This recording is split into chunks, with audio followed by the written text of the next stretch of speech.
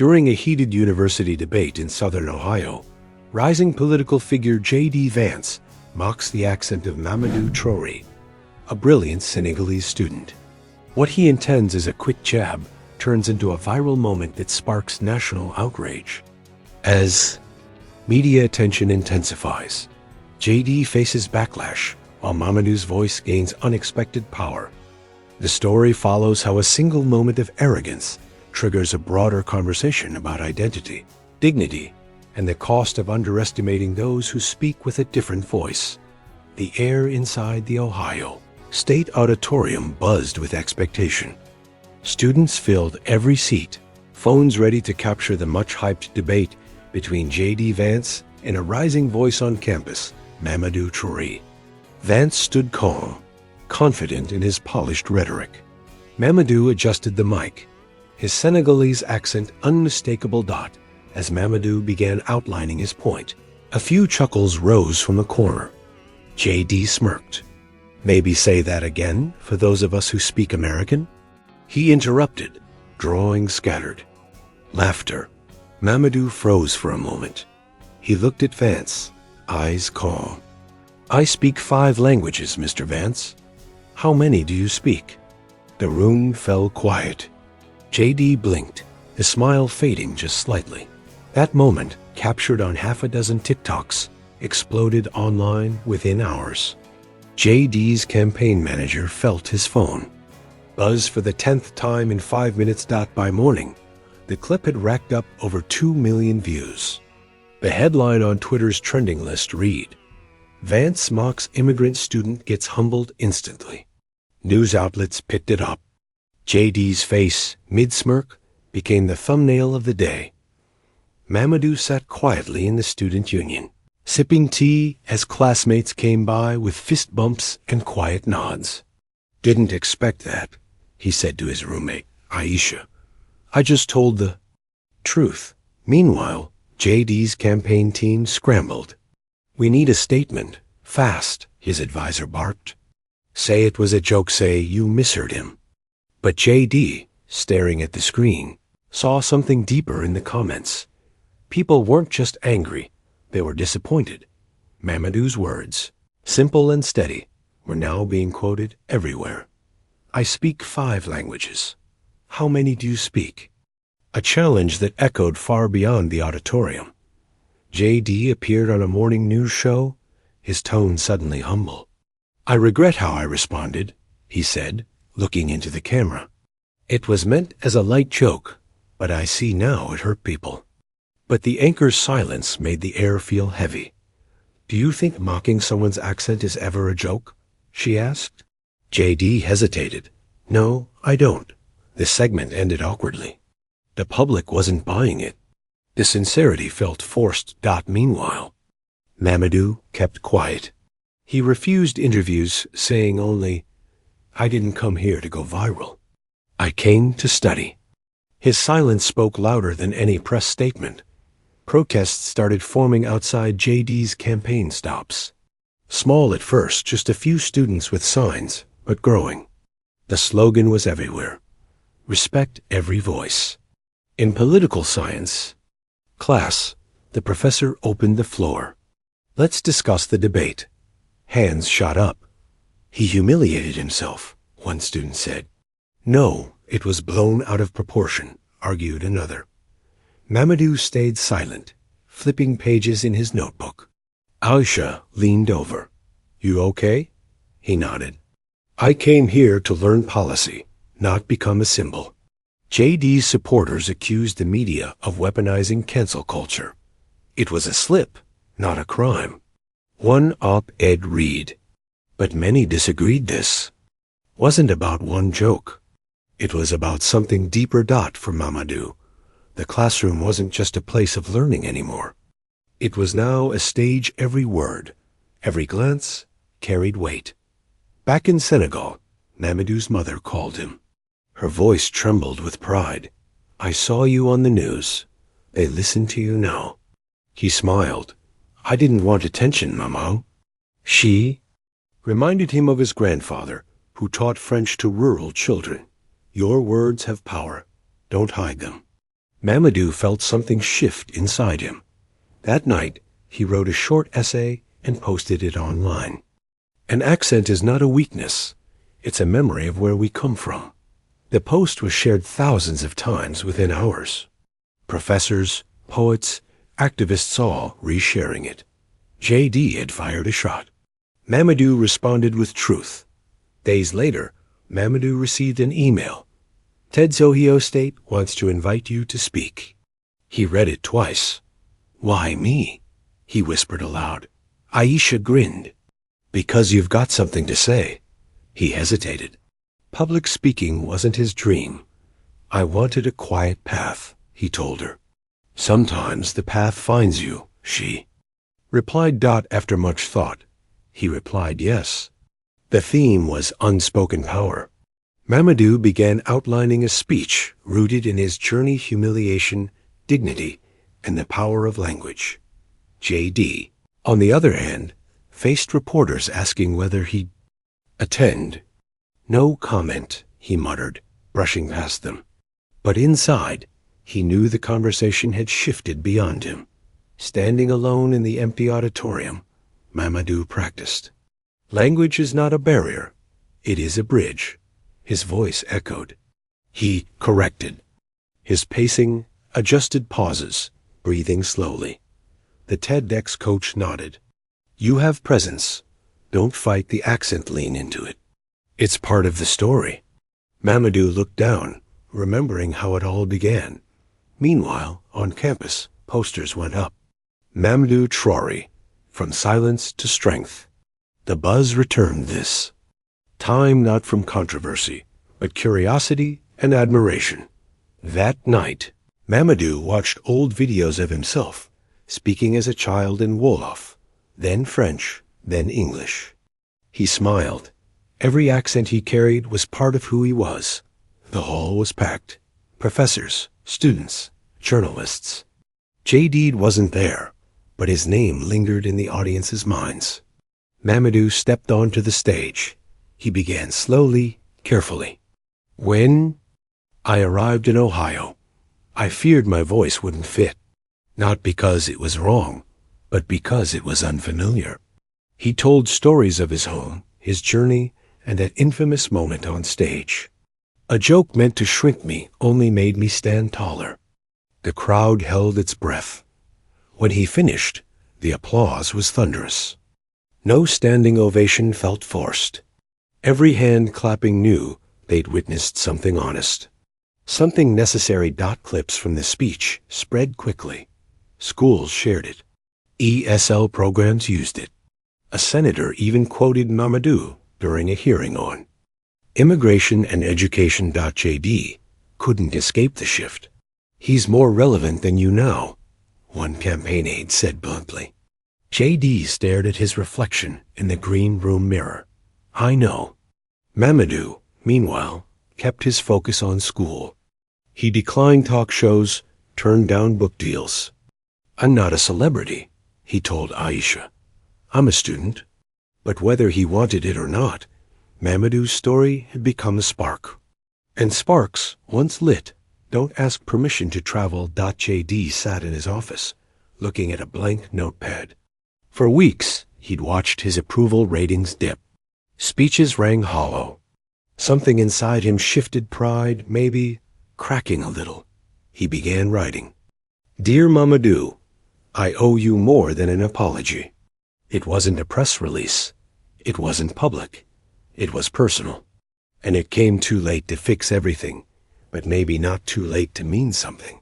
He folded the letter, addressed it, and sent it by hand. No aides, no cameras. Just a man trying, in some quiet way, to acknowledge what he had broken. Mamadou opened it days later. He read it once, then again. He didn't smile, but he didn't frown either. He simply folded it, placed it in a drawer, and went back to studying. The university announced a public forum. Voices and Power, Language, Identity, and Politics. Mamadou was invited to speak. This time, JD was too. JD hesitated. His advisors warned against it. He'll just reopen wounds. but something in him insisted. Maybe I need them reopened. On the day, the hall was full again. JD arrived quietly, no press in tow. He nodded politely when he saw Mamadou, who returned a respectful but reserved glance. The moderator welcomed him. Tonight, we won't debate. We'll listen. And, for the first time, JD truly did .MAMADOU spoke first. He told the audience he didn't want revenge. I just wanted to be heard without needing to sound like anyone else. The room nodded with him. Then JD stood. I was wrong, he began. Not just in what I said, but in what I believed about who belongs at the table. His voice wavered. He admitted to years of coded bias, masked as humor or political critique. Mamadou showed me that eloquence isn't how you sound. It's what you choose to say. For a brief moment, the room held space for humility, growth, and something rarer, shared understanding. Not everyone was impressed. Commentators on the right accused JD of bowing to woke culture. Some called Mamadou an opportunist. The internet, as always, divided itself. JD's poll numbers took another hit. This is political suicide, his strategist warned. JD replied flatly, maybe I needed to lose something to see clearly. Mamadou received anonymous hate emails. A slur was scratched onto his locker. He didn't flinch. Truth always threatens someone, he told Aisha. But the silent supporters outnumbered the loud haters. Every time he walked to class, someone whispered, thank you. Mamadou was invited to dinner by one of his professors. It was a quiet evening, books on the shelves, jazz in the background. A few faculty members, a couple of alumni. They talked about policy, language, and resilience. One guest, a former ambassador, said, your voice reminds me why I got into diplomacy. Mamadou felt out of place, but welcomed. For the first time, he saw a future beyond Ohio, a wider world where his experience could matter. Later, walking home, he realized something. He hadn't thought about the accent once all evening. A national nonprofit reached out bridges of voice, focused on multilingual education and immigrant rights. They asked Mamadou to join their board of youth advisors. He hesitated. I'm not sure I'm ready. The caller responded, you don't have to be ready, just real. After weeks of thought, he accepted. His first project involved visiting schools where ESL students struggled with confidence. He spoke to them, not as a symbol, but as one of them. Every student who heard him speak saw a possibility. That was more powerful than any viral moment. JD, meanwhile, took a break from politics. He started speaking at small universities, not as a candidate, but as a citizen. I spent too long talking over people, he told one crowd. Now I try to listen. Some still booed. Some walked out, but others stayed and listened. And maybe that was enough, that he spoke of failure, ego, and what it means to be wrong in public. It wasn't redemption. It was rebuilding. And slowly, without headlines, JD began to reshape his voice too. Mamadou received a package from Senegal. Inside, a letter from his grandfather, written before his passing. In it, the old man spoke of pride, endurance, and the power of memory. You carry us when you speak, the letter read. Not to prove yourself, but to remind the world we are still here. He read it again, eyes misty. That night, he called his mother. I think I finally understand what he meant. Mamadou wasn't chasing visibility anymore. He was honoring a legacy. 2 years passed. Mamadou stood on the commencement stage, valedictorian of his program. He began his speech with the same sentence JD had mocked, accent and all. This time, the crowd cheered. Professors cried. Cameras rolled, but Mamadou didn't speak for the audience. He spoke for himself. JD sat in the back row. He clapped too quietly. But with sincerity. When Mamadou walked off stage, their eyes met. No words. Just a small, respectful nod between two men who had been changed by the same moment for different reasons. Months later, Mamadou published a small book, Echoes of Voice. It wasn't a memoir, just essays on language, power, and belonging. It was assigned in several universities. Students debated it, quoted it, challenged it. That's exactly what he wanted. JD, now out of office, read the book in one night. He sent no public praise, just a quiet message. Thank you for writing it.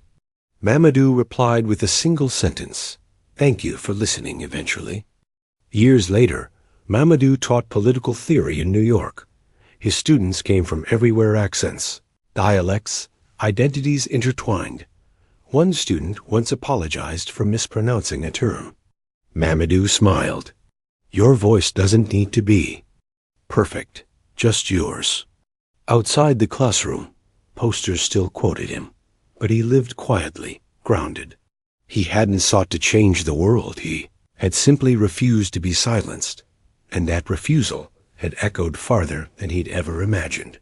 One rainy afternoon, Mamadou's lecture was interrupted by a knock at the door. JD stood there, soaked but steady. I'm not here to speak, he said, just to listen.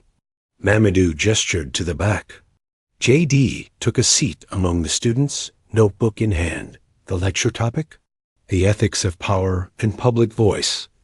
After class, a few students gathered around. JD, some curious, some skeptical. Why are you here? One asked. He replied simply, to learn. Mamadou watched from a distance. He wasn't sure what this meant, but he respected the silence JD chose this time. A journalist reached out, planning to write a book on the accent incident and its long ripple. Mamadou declined to be interviewed. It's not a headline anymore, but JD accepted. He spoke honestly about his mistakes, how it changed his worldview, and how silence had taught him more than any campaign ever did. The book, When Echoes Speak Louder, became a quiet bestseller in academic circles. Mamadou never read it fully, just a chapter. He bookmarked the page where JD wrote. It wasn't just about an accent. It was about learning to see someone's full humanity. Mamadou took a sabbatical and returned to Senegal. He visited his old school, where the chalkboard still bore his childhood name, Mamadou T. The students listened with wide eyes as he spoke about Ohio, identity, and the journey of finding voice in unexpected places. He launched a language exchange program between Senegalese schools and U.S. universities. It wasn't flashy, but it worked slowly, steadily. As bridges formed, Mamadou realized sometimes the real change happens far from microphones. A campus group invited Mamadou to moderate a new debate series, aiming to foster empathy through dialogue. Let's try again, the flyer read. This time, there was no mocking, no spectacle. Students argued passionately, but they also listened. Mamadou guided them with calm authority. After the session, a young woman approached. I've always been afraid to speak because of my accent, she said. But you showed me it's okay. Mamadou nodded. Your voice is your inheritance. Use it well. JD and Mamadou were invited to co-author an op-ed for The Atlantic, an exploration of how conflict, if faced honestly, can transform into growth. Writing together was awkward at first. Edits crossed wires. Phrasing sparked disagreements. But gradually, respect replaced tension. The final piece was titled From Contempt to Conversation. It stirred debate and admiration. Critics were divided. Readers were moved. For the first time, the two men weren't seen as rivals or symbols. Just humans trying to build something better from broken ground. JD was approached to run for office. Again, this time as an independent. You've evolved, one strategist told him. The country needs that. He hesitated. Only if I can run without pretending. Mamadou heard the news and sent a single message. If you run on truth, not performance, maybe I'll vote. JD replied, that's the only way I'll do it. Their rivalry had become something else, now something quieter, less dramatic, but grounded in mutual recognition. MADO, you launched a podcast, Accent Forward. Each week, he interviewed people with unconventional voices, immigrants, refugees, regional speakers. It wasn't about politics, it was about stories. Laughter, pain, language, music. JD appeared as a guest in season 2. Listeners were surprised at the warmth between them. We don't agree on everything, Mamadou said, but we listen now. That episode became the most streamed of this season. People craved that kind of conversation. Honest, nuanced, human. Years after the debate, the university revamped its public speaking curriculum. Now, accent inclusion was central. Professors cited Mamadou's impact. Freshmen were shown his TEDx talk as part of orientation. Some rolled their eyes. Others took notes. Most listened. A mural was painted in the student union. Silhouettes of diverse voices rising into the sky. In the corner, a small quote. Speak as you are. Mamadou walked by it once on a visit. He didn't say anything. He just paused and smiled. Mamadou visited a prison to speak to inmates in a rehabilitation program. They told me I sounded like someone who never had to fight. One man said, I've fought in rooms you'll never see, Mamadou replied. But yes, our battles are different. They talked about language, shame, and second chances. JD joined for one session. He said little, but stayed the full 3 hours. When they left, Mamadou whispered, You're not campaigning here, are you? JD smirked. No, I'm repaying a debt. The news cycle moved on. New scandals. New stars. The accent incident slowly vanished from trending lists and memory. But in classrooms, podcasts, and quiet conversations, its influence lingered. Not as controversy, but as caution. As context, Mamadou felt relief. Let the headlines go. He told Aisha on a call. The work was never about them. And she replied, That's why it mattered. Mamadou stood before a group of young activists. We fight with words, not weapons, he said, but words can build bridges or walls. Choose carefully. They were working on a campaign to promote multilingual education in underserved communities. It wasn't glamorous, but it was necessary. Mamadou found peace in this work grounded real. JD occasionally spoke at rallies, but no longer with the grand ambition of his early political days. I'm not running for anything, he said at one of them. Just trying to make something that outlasts me. Mamadou returned home for the first time in 5 years. His mother welcomed him with open arms, no questions asked. You've made us proud, my son, she said, eyes brimming with quiet. Pride. His little sister, now a teenager, had started to write poetry. It's your words that gave me courage, she said shyly. Mamadou hugged her tightly. Never stop speaking, he whispered. His father, a retired teacher, simply nodded at him across the dinner table. In that simple gesture, Mamadou understood. Some things are passed down in silence. A major university in Europe reached out with an offer to teach political science, specializing in language and identity. Mamadou considered it for weeks. He walked the streets of New York, reflecting. I didn't come here to be famous, he told Aisha on the phone. But maybe it's time to share these lessons in a new way. He accepted the position. The world is waiting for us to build it. Together, he said in his acceptance letter. And so, he left Ohio once more, but this time as a professor, not a student. JD sat at his desk, staring at a piece of paper. He had never sent a letter to Mamadou. Not after the debate.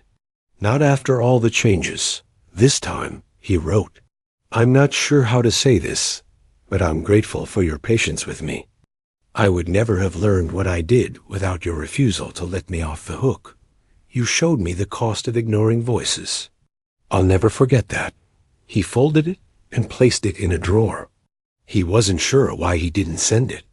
Maybe some things are better left unsaid, for now at the European University, Mamadou was asked to give the commencement speech. "For what it's worth," he began, "I never wanted this. Not the spotlight, not the attention." He paused, the audience, hanging on every word. "I wanted the chance to be heard, to speak my truth without apology, and that's something we all deserve." The applause was thunderous, but Mamadou didn't need it. He'd already said what he came to say. A few months later, Mamadou received a call from his old professor in Ohio. "I think you've done more for this university than anyone realizes," she said. "What you've started, it's a movement, not just a moment." Mamadou didn't respond immediately. "It wasn't just me," he said quietly. "We all have a part to play." Years before, he'd been a quiet student on that campus. Now, he was someone who had changed the way people listened. He had crossed boundaries, both literal and metaphorical, and changed lives. JD was invited to speak at a panel on political rhetoric. Mamadou was in the audience. At one point, JD turned to the crowd. "You know," he said, looking directly at Mamadou, "I used to think being heard meant speaking louder, but it's not. It's about saying what matters, even when it's difficult." Mamadou nodded, a small smile forming. He hadn't expected the public acknowledgement, but it felt right. In its own way, no applause came. But JD's words lingered, quieter, more genuine than any campaign promise. One evening, Mamadou received an unexpected call. "I'm in New York," JD said. "Can we meet?" They sat in a quiet cafe, the city bustling around them. JD spoke first. "I came because I wanted to say something in person. You changed the way I see the world. Not just politically, but personally." Mamadou listened, his expression unreadable. After a long pause, he simply said, "I'm glad you're finally seeing it." The conversation wasn't long, but it didn't need to be. They didn't fix everything, but they didn't need to. They had both moved forward. Mamadou continued his work, speaking at conferences, mentoring students, and advocating for policies that gave voice to the unheard. Years passed, and though he remained humble, he saw how much had changed. The world was listening more, speaking less. The echo of his words was no longer just his. It had become a collective hum. On the anniversary of that original debate, Mamadou stood before an audience of thousands. The final words of his speech were simple: "Speak, even when your voice trembles. Someone will hear you." Mamadou retired from teaching after many years. He moved back to Senegal, where he wrote books on his experiences, books that would inspire the next generation of dreamers, speakers, and fighters.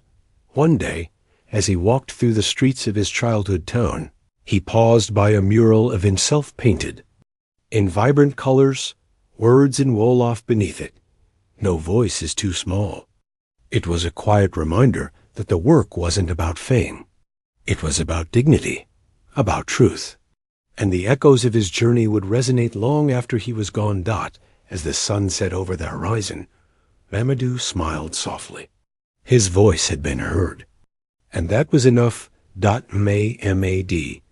Oh, you had not planned to return to Ohio, but life has a way of bringing you back to places you least expect.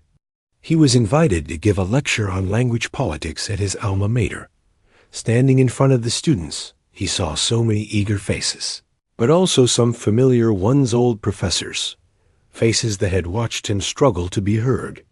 "The world listens when it's ready," he began, "but our job is to speak even when it's not." He caught a glimpse of JD in the back of the room, sitting quietly in the shadows. His presence understated, yet undeniable. After the lecture, Mamadou found JD waiting by the door. Their eyes met. For a moment, neither said anything. JD spoke first, breaking the silence. "You've become something I didn't expect." His tone wasn't regretful, but there was an acknowledgement there. "I'm proud of you," Mamadou smiled softly. "You were part of that, JD. You showed me a different side of what it means to be seen." They didn't talk about politics or past mistakes. They didn't need to. A silence between them was no longer uncomfortable. It was a quiet understanding. One of Mamadou's students, a young woman named Layla, approached him after class. "You've inspired me to speak out more," she said nervously, "but I'm scared. What if my accent holds me back?" Mamadou smiled, sitting down with her. "Your voice is your strength. Don't let anyone convince you otherwise." Layla's eyes lit up. "But how do I make them listen?" "You start by making sure you're speaking to yourself first. If you can hear your own truth, they'll have to listen too." Mamadou's influence grew beyond the U.S. His language advocacy reached the UK, France, and beyond. He was invited to speak at an international conference on global language rights. There, he met speakers from different corners of the world, all with stories about how their accents, dialects, and languages had been marginalized. "We all have our stories," Mamadou said during his keynote speech. "But the question is, what will we do with them?" His words traveled across continents, sparking a new wave of activism focused on language and identity. One evening, JD sat down to watch the evening news. The segment was about language policies in schools, and to his surprise, Mamadou was featured. He spoke about how languages shaped identity and how education systems should adapt to be more inclusive. JD paused, his finger hovering over the remote. For a moment, he felt like he was watching someone who had truly grown. And then, for the first time in years, he felt an unfamiliar emotion: pride. Mamadou spent his evenings reflecting in the quiet of his home. He thought back on the years of struggle, the battles fought, the changes made. But there was no desire for recognition, no, just peace. He picked up a book from his shelf, The Journey of Language. It was one of his first works, still filled with raw emotions and unrefined thoughts. He hadn't read it in years. But tonight, it felt like the right time. As he turned the pages, he smiled to himself. The words still resonated. Maybe they always would. Layla, now in her final year, stood at the podium for her graduation speech. Mamadou was in the audience, watching proudly. She began, "I used to think my accent was a barrier, that it kept me from being understood. But I learned that the only barrier is silence." The crowd fell quiet and erupted into applause. Mamadou's heart swelled. She was no longer the scared student he'd once mentored. She was a voice, strong and unwavering. Months passed, and Mamadou hadn't seen JD. But one morning, a letter arrived at his office. It was from JD. No fanfare, just a simple note. "I've been thinking about what you said, the truth about voice. I'm trying to listen more, even when it's difficult. You are right about one thing. The journey is never just about us. It's about all of us. Maybe one day we can talk about it." Mamadou smiled and put the letter in a drawer, knowing that time would tell whether that conversation would come. Mamadou's work continued to gain traction globally. Universities from Asia to Africa invited him to speak about language and identity. Every speech was a reminder of how interconnected the world had become. At one conference in Johannesburg, Mamadou addressed the crowd. "We all speak from different places, but we're still speaking to each other. Language is the bridge, but our willingness to listen is what makes it strong." His words traveled, sparking dialogue in cities across the globe. Years had passed since Mamadou left the U.S. and began his work abroad. but he still found himself drawn to new faces and new voices. He continued teaching, writing, and speaking, but now it was not just about accent and language. It was about connection. One day, a former student sent him a message. "I'm taking my own path now. I speak with the confidence you gave me." Mamadou didn't respond right away. Instead, he took a moment, letting that message settle deep within him. It was enough. That was the change he had been working toward. Mamadou returned to Ohio for the first time in years for a conference. As he walked across the campus, he passed the same lecture hall where he once stood. Nervous and unsure, he was now invited to give a lecture on his journey, the power of language, and the resilience it takes to find one's voice. As he entered the room, he saw a familiar face. Layla, now a professor. She greeted him with a warm smile. "We've come full circle," she said. Mamadou nodded. "And it's a circle worth traveling." Mamadou's legacy grew through the students he mentored and the voices he inspired. He was no longer just a figure in the public eye. He was part of a network of individuals who were changing the world in their own quiet ways. One evening, a group of his students gathered for dinner. As they ate and talked about their work, Mamadou realized something profound. He wasn't alone in this fight. The world had changed, and it would continue to change through the voices of those who believed in it. JD's letter arrived unexpectedly. This time, there was no hesitation in Mamadou's response.